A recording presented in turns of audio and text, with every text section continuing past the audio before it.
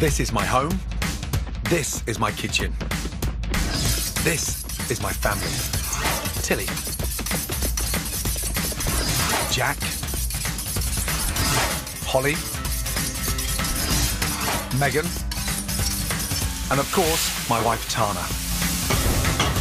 You may think you're the busiest person in the world, but over this series, I'm going to prove it's still possible to cook stunning food at home.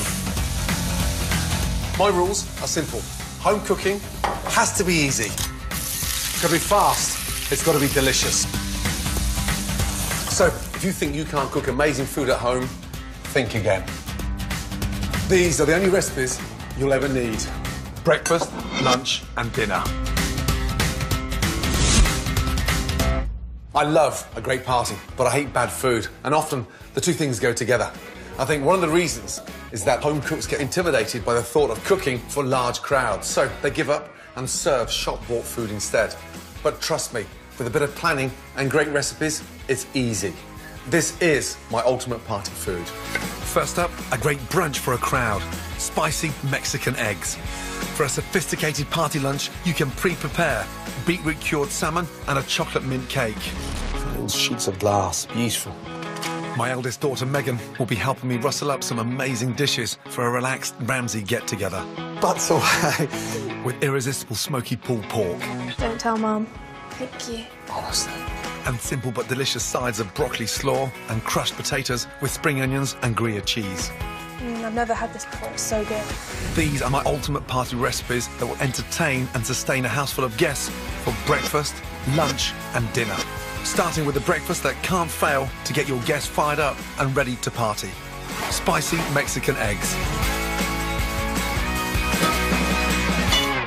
This is a very classic Mexican-style brunch dish. Bold, kick-ass flavours. Slice the chili, seeds in. Garlic sliced, nice and thinly. Tablespoon of olive oil. I'm a big fan of brunches, and if you get it right, a great brunch can see you right through to dinner. Now, to start the sort of spicy, fragrant tomato sauce, get your cumin in there. Garlic, chili, roasted cumin, red onions. Already sounds Mexican. Once that starts getting really nice and crispy, in with your tomatoes. Never be embarrassed using good canned tomatoes.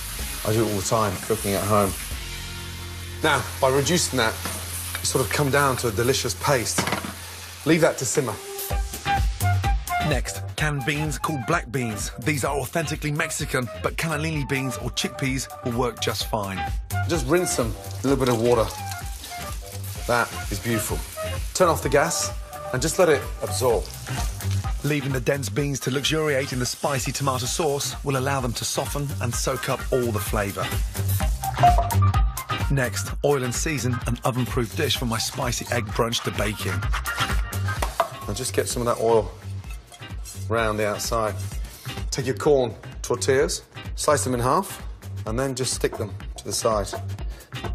These are a staple in Mexico. Take one and place that in the center. Get your mix and place that on top of the tortilla. Spread that out nice and smoothly. Lift up those little flaps. I want that crisp shell on the outside. Now, your eggs and cheese. Get the base of the egg and just make a little hole in there and then crack the egg into there. Again, use a little point. Put your egg in there. 1, 2, 3, 4, 5, and 1 in the middle. Gently crack and get the egg to sit inside, almost like it's a little dugout. And then 1 for the center. Get a really nice, rich, delicious, strong Montgomery cheddar. I want to grate the tortilla shell as well, so get generous with it on the top. I'm going to season that with these little babies. Little chili flakes. They're my little secret weapon, and they're going to spice up that egg. Touch of salt, a touch of pepper. Sit that in the oven to bake for 8 to 10 minutes at 180.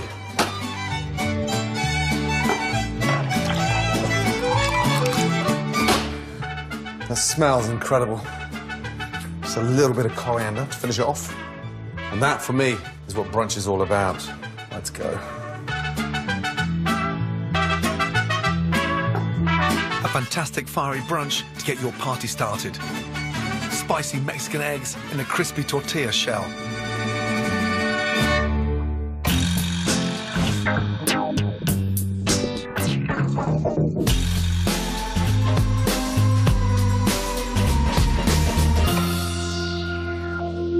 Coming up, my ultimate food for a lunch or evening party.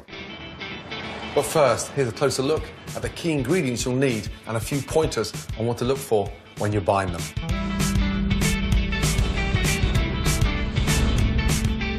Chocolate, the ultimate comfort food. Addictive and indulgent, the chocolate making process begins by grinding roasted cocoa beans. Quality chocolate should contain at least 70% cocoa solids. It should give a distinctive crisp snap when broken and start melting in your hand after just a few seconds. And there'll be no skimping on the quality for my party lunch, chocolate mint cake. Pork shoulder is an easy-to-cook, flavoursome joint and can be bought on the bone or rolled. Its relatively cheap price makes it a great choice when you're feeding a crowd. Marbled with fat to keep it moist during cooking, it's also the cut of choice for barbecue pulled pork, known affectionately in the US as Boston butt. I'll be cooking my delicious version of this meltingly good export as the star guest for my dinner party. Sodium chloride, or salt, is a mineral essential to human life. It's also one of the most widely used seasonings in the world. Its lack of aroma belies its strong taste, which both enhances the natural flavour of food and stimulates our taste buds. This seasoning of all seasonings is processed in various ways and comes in all different colours and forms. But for me, the finest in flavour is crystallised sea salt, the product of evaporated seawater. And it's what I'll be using to cure my salmon, the main course for my super simple but spectacular party lunch. I think the best dishes for lunch parties are the things that everyone can help themselves to. I also prefer dishes that pack a really big flavour punch and look impressive. Party food shouldn't be subtle. Here are a couple of dishes for my ultimate lunch party. The secret behind curing salmon is in the flavouring you're curing it with. For a hint of the exotic and aromatic, my favourite starting point is to grind coriander seeds. Coriander seeds are citrusy. It's got that nice orangey flavour, and it goes brilliantly well with salmon. Mix that with your salt and your sugar. It may look like a lot of salt and sugar, but once they've done their job of cold cooking or curing the salmon, most of it will be washed away. Next, the grated zest of 2 oranges. Some fresh pepper. And then mix in one of my favourite ingredients, grated beetroot. Beetroot gives us a really nice sort of rooty, earthy flavour. Great for curing. It stains the salmon as well, and it just elevates it. Now, you'll see what's happening now with the beetroot. The salt and sugar breaking it down. See how wet it's becoming. Now, that beetroot is ready for the salmon. If you've got a big party, 10 or 20, get a whole side of salmon, fillet it, and get it pin-boned by a fishmonger. If it's 6 or 10 guests, then this chunk in the middle is like the sort of middle part of a fillet steak, the best of the best. Pour on your beetroot, and basically what we're going to do now is sort of pack it with all the beetroot. And look at that. I mean, it looks fantastic. Next, cover your beetrooty salmon with cling film. Take your tray, lightly press, and they get something substantial, something heavy, a pot or a pan or some tins. The weight on top just speeds up the process. Place your salmon in the fridge to cure for at least 8 hours, or even better, overnight. To follow my deliciously light and simple salmon, a devilishly indulgent dessert. Nothing beats a great cake, a sort of a show-off trophy for party food. So I'm going to make the most amazing flourless chocolate cake, but with a twist. First thing first, make the caramel. Flatten the sugar, never stir a caramel. Rule number 1. Now keep the pan nice and flat. I'm going to flavour this caramel with a little bit of mint. Give it a little chop. Sprinkle that into the caramel. Don't get the caramel too dark, just nice and light. A little teaspoon of oil onto the tray and rub that in. And then pour out your caramel. If I was making a caramel sauce, then I'd put butter and cream into the caramel, but I want this nice minted brittle running through my cake. Whilst the caramel cools down on a tray, I'm going to make my cake. First, melt good quality dark chocolate in a bain-marie. Heating it directly in the pan would destroy the cocoa fats. Always in a bowl over boiling water. In a mixing bowl, sugar, 2 whole eggs and 3 egg yolks. Whisk until beautifully light and creamy and the colour changes to a light yellow. The more you mix the eggs and the sugar, the lighter that texture in the centre of the chocolate cake. Next, melt some butter into your warm dark chocolate and stir. Puts that really nice sheen, velvety, rich and tasting amazing. Add that to your sugar and your eggs. Now give that a really good mix. And when you're making flourless desserts, it really is important to work hard at incorporating air, especially with the yolks and the sugar. That natural height needs to take place at the beginning. Look at that. Looks like the perfect chocolate ganache. Then separate 4 egg whites into a bowl.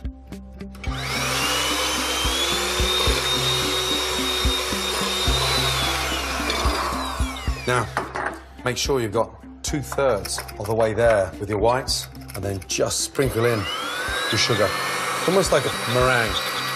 And the firmer you make these now, the more it will elevate your cake in the oven.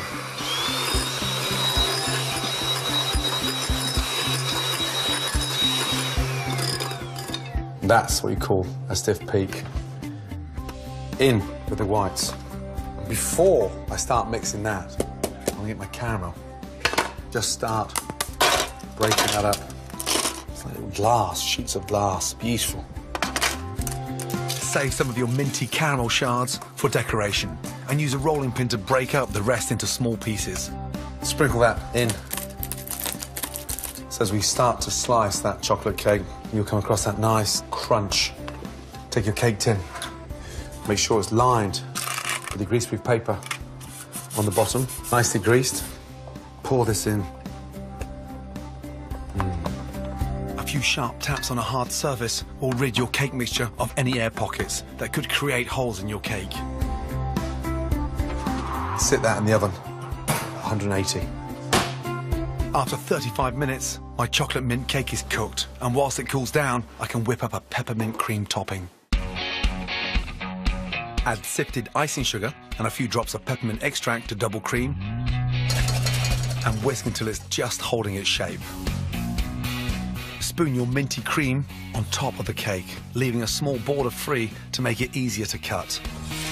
For a cake that can't fail to attract attention at your party, scatter over the remaining caramel mint shards. Now, to unveil my incredible beetroot cured salmon. Off with the weight. A tray.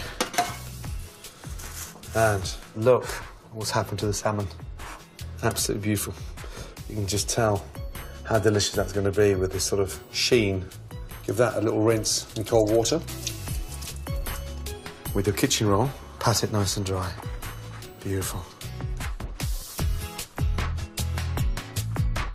Traditionally, cured salmon would be sliced into large, thin pieces like smoked salmon, but I like to cut mine into thin strips. It's easier and it will show off its beauty.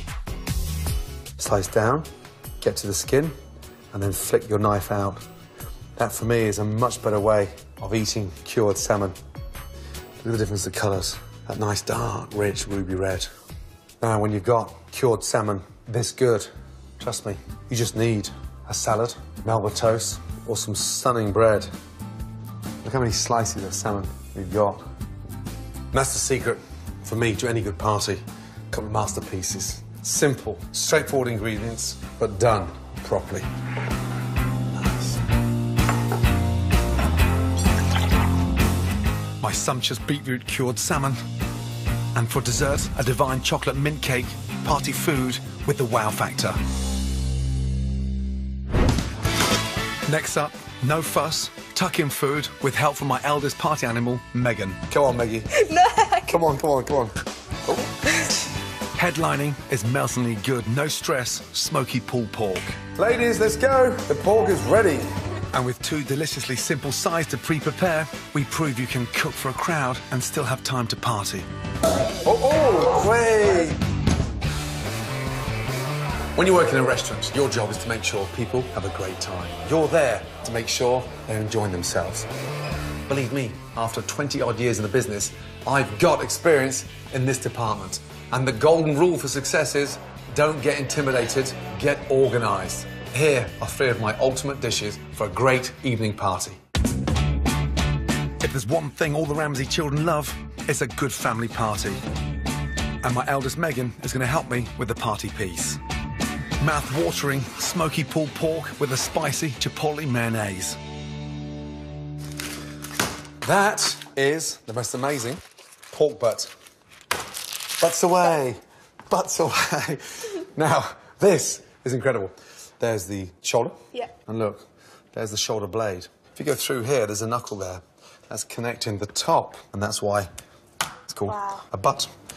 The slower you cook it, the more juicy it is. And it's great for big parties because you just come along and get your fork and shred it. A delicious, smoky mayonnaise, and you're away.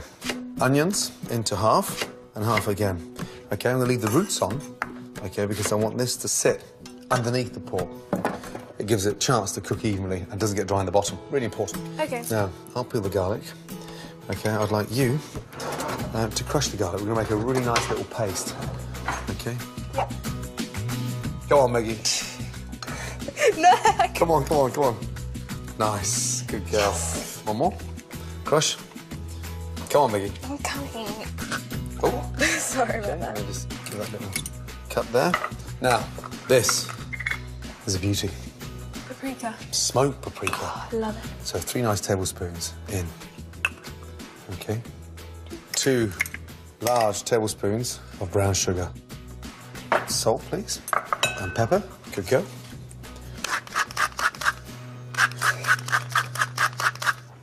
So we're going to form a nice paste now. Olive oil in. Mix that. And some thyme in there. So we've got a sort of fragrant rub. Thyme stalks underneath. So that's even more flavour going on the bottom. Pour that all over it. Now, this is where you've got to be really quick. OK. And sort of rub that. Massage it in almost. It's exactly that. It smells amazing. Honestly. If you just drizzle a little touch of olive oil on top of that for me. We keep the pork nice and moist. Lovely. Like some of the best party dishes, the marinating of the pork shoulder can be done days in advance. So if I was doing this for a Sunday, and start marinating Thursday, Friday, so it gets even tastier. Right. It's quite easy as well to make. It's very easy. 5.5 to 6 hours in the oven. At 140. While our pork butt slowly roasts, Meg and I are going to pimp some shop-bought mayonnaise. I don't like just plain mayonnaise. There's so many things you Just can... have a twist to it. Yeah, there's so many things, so many exciting things you can do with it. Right. Salt, pepper, in. A little touch of honey. Sweetness almost. Yeah, with the sweetness. But there's some heat coming. OK, and I've got a little bit of, you love this, honey. Chipotle. smoked chipotle paste. I love that. Once you've made this dressing, you know, it can sit in the fridge. Great for open sandwiches, yeah? Can you use it for any sandwiches, really? Any sandwiches, but goes brilliantly well with pork. Now, just have a little taste. I've never had this before. It's so good. A nice spoon of mustard. So, that's a nice spicy mayonnaise. After 5.5 hours in the oven, our pork is nearly ready. Just time to knock up a couple of tried and tested party favourites. First, deliciously simple, cheesy crushed potatoes. Cut potatoes into even chunks and submerge in salted boiling water, skins and all. Meanwhile, finely diced sweet pickled gherkins or cornichons. Trim and finely chop spring onions. And grate some nutty Gruyere cheese. When the potatoes are cooked through, drain, roughly crush and add your spring onions and gherkins. Season to taste and gently combine before a final sprinkling of grated Gruyere. These simple, cheesy crushed potatoes are equally delicious, served hot or cold.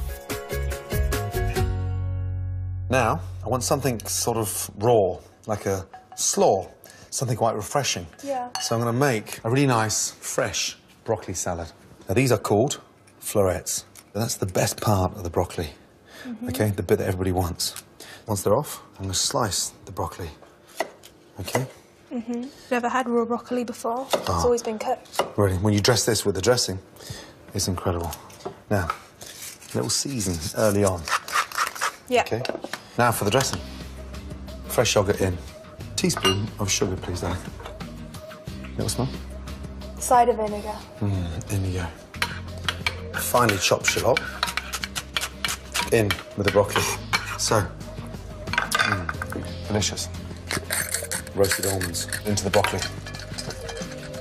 Currants. I love them. That gives that nice sort of chewy texture. Right, lift up your bowl, please. Nice and gently. Half of that in the middle, please. Thank you.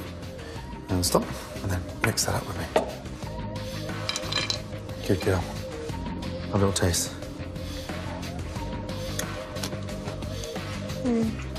So good. And it's the kind of salad that doesn't wilt. A couple of hours later, it's still crunchy because the broccoli's raw.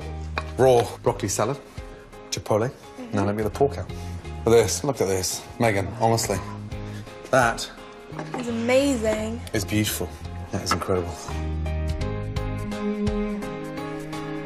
Now, that goes to the table like that. A delicious... Can we have a tiny bit just before we go to the table? Megan. Just a little bit. Honestly, Meg. Don't tell Mum. Thank you. Honestly. If you're gonna do it, I'm gonna do it. That is incredible. So good. You promise me you don't give the recipe to your boyfriend. Let's go. Come on. This is my ultimate easy party dinner. Melt in your mouth, slow-cooked, smoky pulled pork with a spicy chipotle mayonnaise. And quick, simple sides of crushed cheesy potatoes and a light and healthy broccoli slaw. Deliciously yummy dishes that will have your family, friends and work buddies coming back for more. Right, how's the pork? This is very good, thank you, Daddy. Yeah. It's very tasty. I love the chipotle. Is it chipotle? Chipotle, yeah? Wow, the sauce is a bit spicy, Dad. Nearly blew my head off. To collect selected recipes from the show, go to my scrapbook at channel4.com/Gordon. Next time, my ultimate American food. You can see why the best breakfasts in the world are always in America. I celebrate my superhero dishes from the US of A. You put yours in there, I'll put mine here. Dad! Michael Sheen, Amanda Holden and Carl Pilkington, Three's a Crowd and Alan Carr's Chatty Man, 10 o'clock tonight. To Jamie next.